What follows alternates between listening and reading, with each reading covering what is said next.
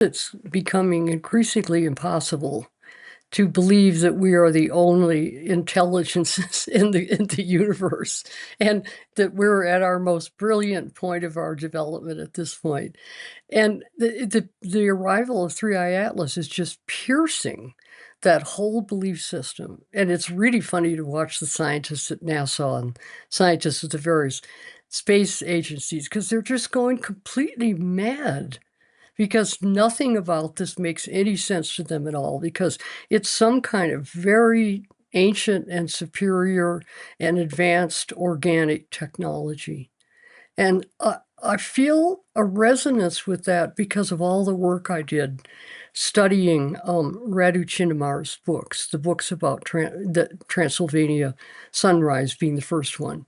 And you and I talked about that in the last talk, and I think quite a few people have started to read Radu Chinnamar. And what the reason it's worth studying what he has to say is because he really understands this ancient technology under the Buseji Mountains, where there are underground caverns and where there are tunnels from Romania to Tibet and to Egypt, and deep into the inner earth. There's this incredible technological creation under the Buseji Mountains in Romania that Radu Chinnamar has been able to activate and work with. And I can tell from my own work that what it is a multidimensional technology. And so the reason it seems so advanced is because most people are so far away from being multidimensional. Most people are just in linear space and time in the third dimension, and that's it. But in order to be that advanced, it has to be, in some way organic and alive, and it has to have emotions and feelings. And it seems to be just coming in and just resonating with us as it passes through. It's astonishing.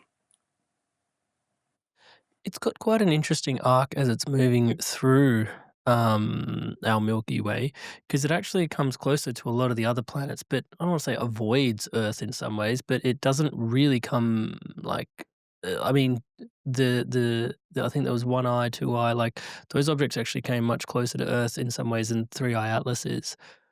Have you tuned into why that potentially might be the case, the sort of arc that it's taking through our Milky Way, and why it's not like, it's almost, yeah, when it comes closest to Earth, actually, it's blocked by a couple of things, like, it's almost hiding on the other side of the sun in some ways. Have you looked at some of that trajectory, and any thoughts on that? Well, the interesting thing about the trajectory is it's basically on the ecliptic plane of our planet. And things don't usually go through there. Comets will come in above and below and all this kind of stuff, but it's basically right on the ecliptic plane. And because of that, it's coming as close as possible. It's going very fast. That's the other thing about it. Thank the goddess. It's going fast because this is so intense. I don't know how much I can take of all of this. I'm glad that it's going to be a quick change and not dragged out over many years. But because it's on the ecliptic plane, it gets fairly close to Earth, Mars, Venus, Jupiter. And if it weren't on the, in the ecliptic plane, it wouldn't come close at all. So that in itself is extremely interesting. And the only thing that astronomers and astrophysics have been able to do is just comment about it. They don't, they're kind of amazed actually it's working that way. And then you've talked, I think, with Heather Ensworth, and she's doing a great job showing how the various points where it comes close to a planet are occurring at new moons and full moons. She's doing a beautiful job on that, showing how this visitor is synchronized with the basic lunar process that we cope with on our planet. It's terribly interesting. It's fascinating. That really is fascinating. She's, yeah, she is, like, you're an incredible, teacher to have here on the podcast. I'm really grateful for her sharings as well. You mentioned that something's resetting. You mentioned this a little bit earlier, but now we're really like it seems like it's happening now. What's resetting in your mind? What you said resetting codes. Because also we've got this Aries, Neptune, Saturn thing happening at 0 degrees of zodiac. And you mentioned that quite a bit in our last episode as Mhm, well. mhm. But now we're really in the crux of that thing that you were forecasting as well. Are the two things tied Yeah, together what in you're your thinking, mind? they're tied together and it's very important. I was talking about the conjunction of Saturn and Neptune in early Aries, 0 degrees, 1 degree, 2 degrees Aries. And they have been close in early Aries this summer. And then February 20th, they will exactly conjunct in early Aries. Saturn and Neptune come together in Aries only every 4 or 5 thousand years. And one of the more recent times was the age of great seers and great teachers. Back around 500 BC, Buddha, Zoroaster, Socrates, Plato. We had a period of major cultural enlightenment around 500 BC.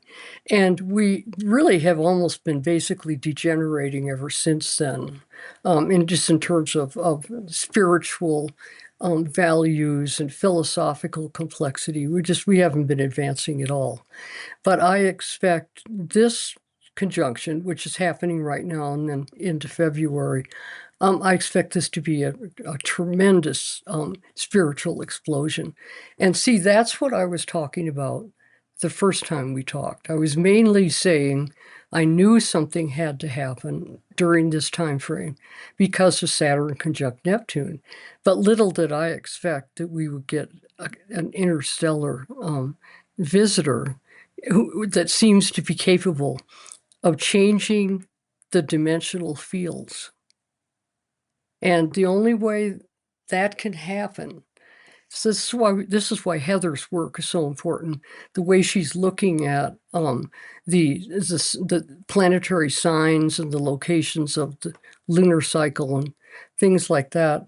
But what's important is we're able to read to some extent the quality of each one of these kind of cosmic resets. For instance, we can now look at the Mars flyby and we can say things have changed on this planet regarding war. And all my whole life, I've been trying to figure out what's going to do it because it has to happen. And then when you think of it, when it flies by Venus, it's the opening of the heart. When it flies by Earth, it's the reset, in my opinion, of the biological and physiological qualities of humans, including our brains. I think it's going to be incredible the next couple of weeks. All anybody can do is just surrender. Do all the things that really make you feel, happy and content, rest a lot, be in nature a lot. Because, in my opinion, this is the most extraordinary thing that has happened to our planet, possibly since the beginning of time on Earth, the beginning of consciousness on Earth. That's what a big deal this is. Dimensional awakening is happening, awakening of the heart, awakening of biological consciousness. And after all, we have not respected our biology sufficiently. We really need an upgrade in the respect for biology and life on this planet. It's just, you know, but let's say that's all true. Well, then how do you feel that? How do you receive that? And that's where understanding the attraction of Venus, the beautiful goddess-like quality and consciousness of the planet Venus, respecting and honoring the amazing powers that we have on the planet Earth that we're so desecrating. I just am astounded by the lack of respect for life at this time. And so as it is occurring, each one of us needs to change ourselves from within as the change occurs, you know? And there's going to be a lot of people, by the way, don't have any idea anything's going on because this is being kept out of the major media. So there's lots and lots of people who will wake up one morning a month or two or three from now and realize that everything's changed, but they can't figure out how it happened. And I'm interested in understanding how this is happening because we're living in the time of an incredible miracle. Hey there, Inspired Evolutionary. If you absolutely loved this, well then here's a full conversation with this guest on the Inspired Evolution podcast. Check it out now.